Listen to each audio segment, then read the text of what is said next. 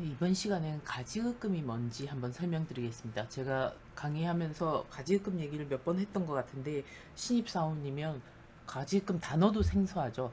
네, 가지급금은 뭐냐면 일단 우리가 개인 사업자, 법인 사업자 차이부터 아셔야 되는데 개인 사업자는 본인이 개인 통장에 뭐 매출 일으키고 비용 처리하고 직원들 인건비 비용 모든 비용 처리하고 나서 남은 이익에 대해서 5월에 종합소득세 내고 나면 나머지 돈이 다 자기 거입니다.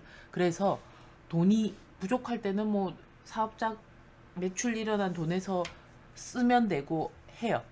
사업용 계좌, 개인 사업자의 매출이 일정 금액 넘어가면 사업용 계좌를 신고해야 되는데 그 사업용 계좌 대상자는 그 계좌에서 매출 매입이 왔다 갔다 하면 되지 그 돈을 못 뽑아 쓰거나 이러지는 않아요. 필요할 때 쓰면 됩니다. 그러나 법인은 분명히 법인 대표는 별개라고 말씀드렸습니다. 법인은 진짜 딱 대표랑 별개의 것이기 때문에 처음에 등기를 통해서 법인 등록번호를 만들고 하죠. 그래서 법인 통장을 사업자 등록증 다 내셔서 법인 은행 가셔서 법인 통장 만드시면 그 법인 통장에서 돈이 들어오고 매출이 들어오고 돈 나가는 거는 정말 적격증빙 받아서 비용 처리한 거 인건비 신고도 적격증빙이라고 보면 되죠. 인건비 신고하면 비용으로 인정되니까 인건비 신고한 거 나간 거 뭐 관리비 나간 거 법인 카드 대금 나간 거 이런 것들 돈 나가면 돼요. 그러나 대표도 급여를 받아가는 대부분이죠. 대표가 급여 받아가는 금액 외에 돈을 가져가는 경우가 있습니다. 정말로 급해서 뭐 개인 자금이 없는데 법인 통장에 돈이 있으니까 통장에서 돈을 가져가는 경우입니다.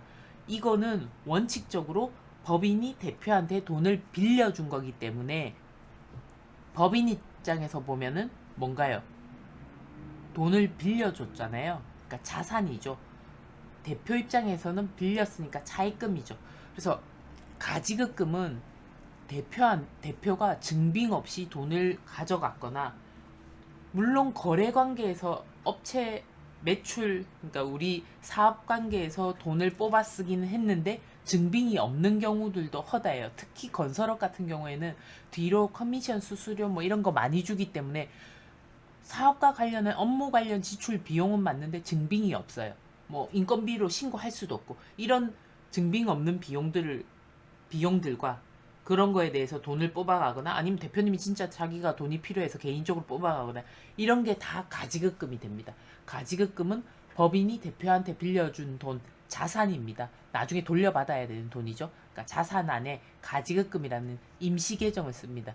이 임시계정은 나중에 3월에 결산할 때 본계정 대체하시는 게 맞습니다. 뭐 가지급금이라는 임시계정을 놔뒀다고 해서 틀린 건 아니지만 회계처를 정확하게 하자면 가지급금은 주임종 단기 채권 이런 걸로 바꾸죠. 뭐 단기 대여금 여러 가지 계정 과목 세무사 사무실마다 다르게 씁니다.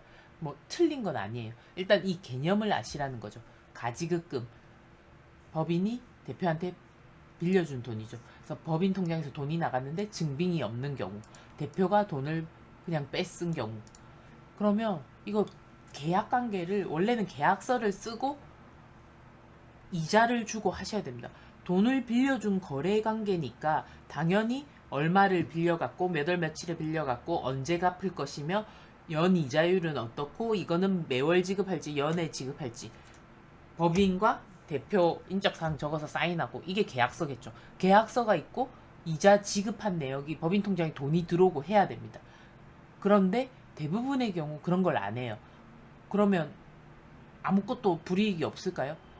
당연히 있겠죠. 돈을 막 뽑았었으니까. 그래서 가지급금 인정이자라는 페널티가 생깁니다. 이거는 뭐냐면 말 그대로 가지급금을 썼는데 이자를 대표가 꼬박꼬박 안 넣었다. 계약관계도 없다. 이럴 때 그냥 법에서 인정하는 이자를 부과하겠다 이 뜻입니다. 그러면 인정이자만큼 요거는 뭐 계산식이 가지급금을 내가 3월 1일에 500만 원 빌렸다가 3월 5일에 또 500만 원 빌리고 이러면 3월 5일까지는 500이지만 3월 6일부터는 1000만 원으로 늘어나겠죠. 누적 개념으로. 그래서 가지급금 잔액에 대해서 일수를 곱해서 적수 계산을 하는 겁니다. 적수의 개념이 그런 거예요. 처음에 300만 원 빌렸다가 다음 날에 500만 원 빌리면 800만 원이겠죠. 그러면 첫 날짜는 300만 원, 두 번째 날짜는 800만 원. 그러면 300만 원 곱하기 1일, 800만 원 곱하기 일수, 이렇게 해서 뒤에 적수, 일수별로 적수를 계산해서 이걸 나누기 365하고 인정이자율을 곱해서 인정이자를 계산합니다. 이 인정이자만큼은 대표자 상여로 처리해야 됩니다. 이 금액만큼은 원칙적으로 대표 급여 대장에 상여로 넣어서 근로소득세랑 4대 보험료 부담해야 됩니다. 원칙은 이렇습니다. 근데 이게 인정이자 계산되려면 우리가 법인세 신고인 3월까지 가야 되죠. 3월까지 갔으면 원칙적으로 그때 계산한 금액을 전년도 급여대장을 수정하거나 뭐 이렇게 하셔야 되는 거죠.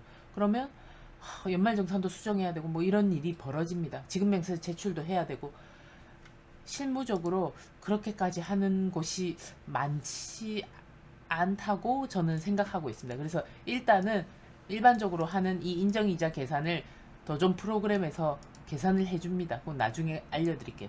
계산해준 그 이자가 나온 금액만큼을 분개를 하는 거죠. 차변의 미수수익, 대변의 이자수익. 왜냐면 대표한테 돈을 못 받았으니까요. 그래서 그런 인정이자를 계산한다. 일단 지금은 뭐 산식 이런 거 세무 신고 절차보다 개념을 알아야 되니까 이런 걸 가지급금 인정이자라고 하고요. 뭐 이자가 계산이 되고 회사의 법인 재무제표에 보면 이자 수익이 올라와 있으니까 당연히 세금이 올라가겠죠. 법인세가 올라가겠죠. 이거는 페널티 중에 하나입니다. 그리고 이 인정이자 가지급금이 있을 때는 은행에서 빌린 지급이자에 대해서 그 금액만큼은 송금불산이 비용 인정을 안 하겠다는 뜻입니다. 왜냐? 은행에서 빌린 돈으로 대표가 닦았었다. 이런 은행의 이자 비용에 대해서는 인정을 안 해주겠다는 뜻입니다.